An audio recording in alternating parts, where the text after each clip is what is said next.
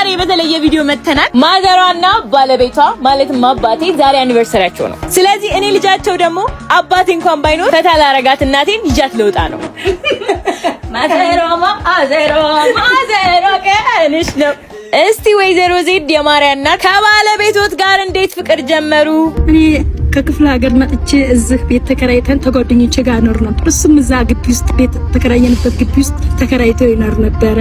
እሺ ጧትና ማታ ስንታይ በዛው ተዋደር በዛው እንዲሲባል አንድ ላይ መሆን ጀመር። ከዛ እናንተን የመሳሰሉ ልጆች ተወለዳችሁ።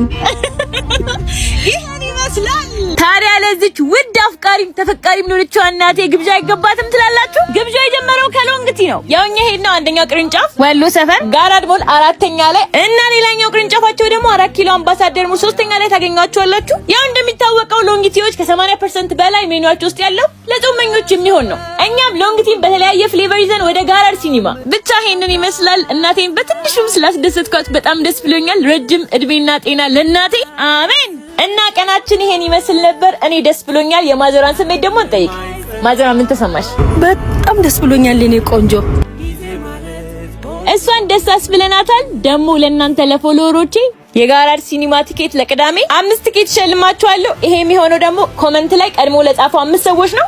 ሎንግቲ ይለያል። እንወዳችኋለን። ቻው።